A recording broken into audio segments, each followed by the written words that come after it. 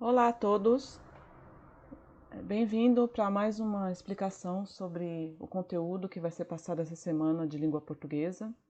Quem está falando aqui é a professora Virgínia, sou a professora de língua portuguesa de vocês esse ano de 2021. Muitos já me conhecem, né, que eu eventuei muito tempo no ILDA, e agora esse ano a gente vai caminhar junto nesse processo de conhecimento. Então, vamos para a explicação dessa semana.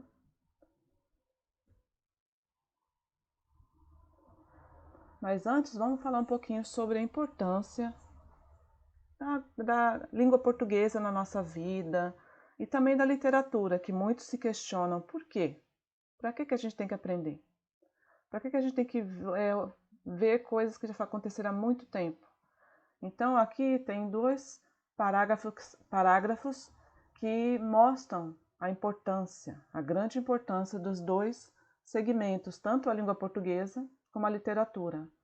O domínio da língua portuguesa é fundamental para a participação social e para o exercício da cidadania, e é por meio dela que há comunicação, expressão e defesa de ideias, além de construção de críticas e conhecimentos.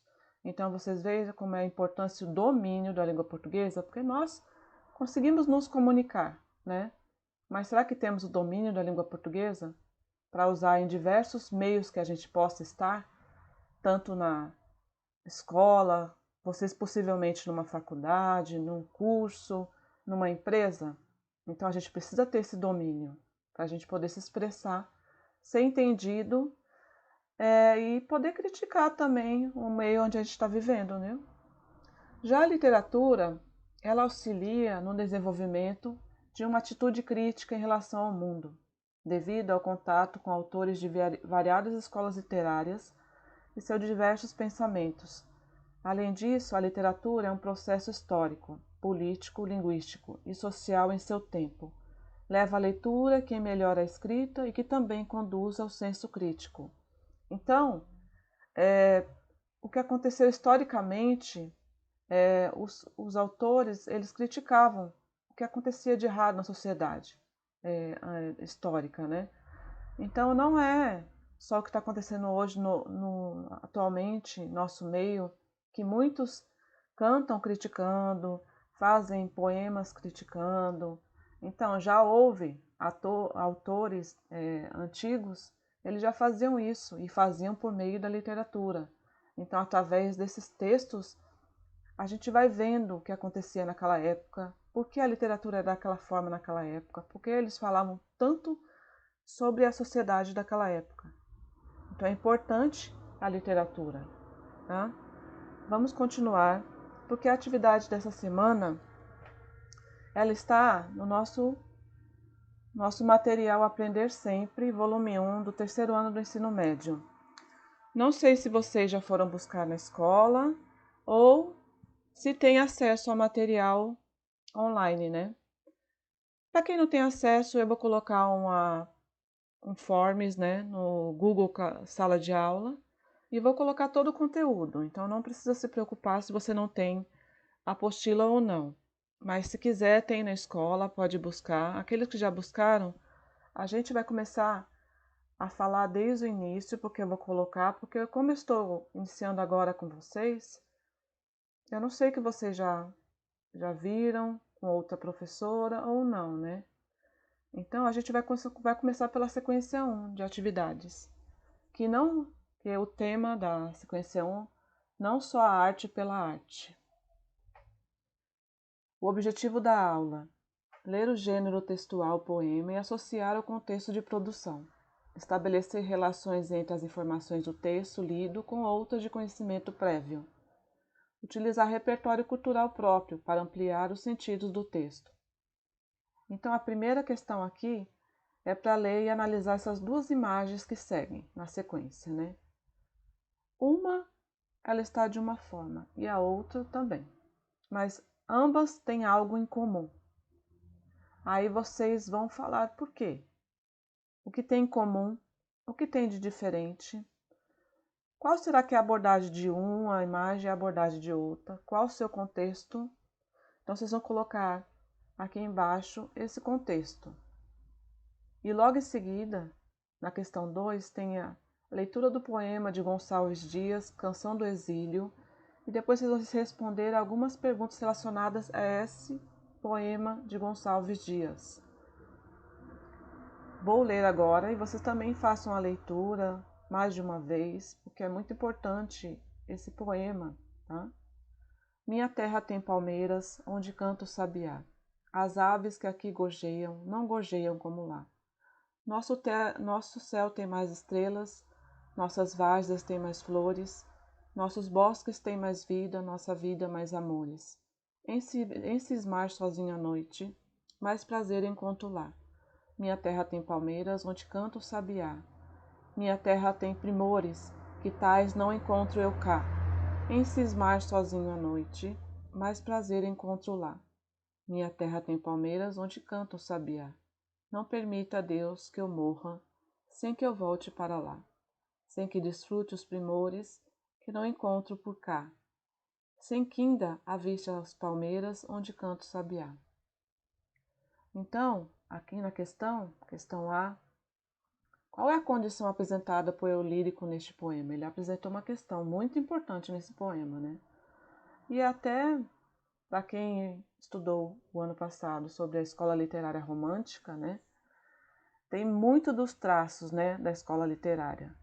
Então, eu não sei se vocês se lembram ou se nem viram muito bem o romantismo no ano passado, no segundo ano, mas eu vou fazer também uma explicação, um resumo sobre o romantismo para vocês, para relembrar o que era estética, como era a poesia, como era o meio social onde os autores viviam, seu contexto histórico. Então vamos seguindo. Aqui, na B, no poema romântico Canção do Exílio, o elemento espaço se apresenta como forma de oposição que se estabelece entre duas nações. De um lado a pátria, Brasil, e de outro o exílio, Portugal. Então o autor, ele está em Portugal, mas ele está falando do Brasil, tá? Então, são dois lugares diferentes, em quais versos podemos identificar essa oposição, tá? Vai ter duas oposições no poema, que uma fala do Brasil e a outra fala de Portugal. Então, vocês vão ter que destacar no poema onde está essa oposição. E também outra questão, a última. Isso representa qual figura de linguagem? Muito importante, porque na literatura existe o uso muito de figuras de linguagem, um uso excessivo de figuras de linguagem. Então é muito importante a gente saber pelo menos as principais figuras de linguagem, né? Então aqui, nesse trecho que vocês vão retirar do poema e colocar aqui embaixo na questão, e no formulário também que eu vou colocar, é isso. Esse trecho representa que figura de linguagem? Aí na questão C, esteticamente, o romantismo evidencia uma exaltação aos elementos nacionais, à natureza, ao país, que é uma característica do romantismo, que ele volta o poeta para falar da sua nacionalidade, das coisas que acontecem no seu país e também para exaltar a natureza do país. No gênero textual apresentado nessas atividades, podemos perceber que a linguagem utilizada se distancia da erudita, culta, e aproxima-se da popular. Aqui está falando que a linguagem erudita, culta, é aquela linguagem carregada de palavras muito difíceis de ser compreendidas se a gente não pega um dicionário, né? Então aqui está perguntando se esse poema foi difícil você ler, foi difícil você entender, né? Que se aproxima do popular, da linguagem que retrata as condições e situações da época. Deste modo, quais as características apresentadas no texto poético? O texto poético acima, que é de Gonçalves Dias. Aqui na aula 2, nada é por acaso. Objetivos da aula: ler trecho do gênero textual romance e associá-lo ao contexto de produção, situando os aspectos históricos, identificar nesse gênero textual os efeitos de sentido decorrente dos recursos linguísticos e semióticos que sustentam a sua organização.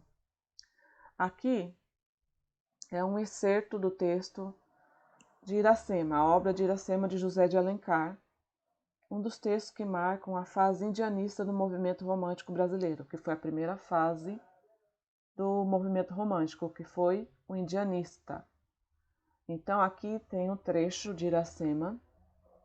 Eu não vou ler com vocês, porque é extenso, o trecho é um pouquinho extenso, mas vocês têm no caderno Aprender Sempre e também vai ter aqui no formulário para vocês lerem, tá?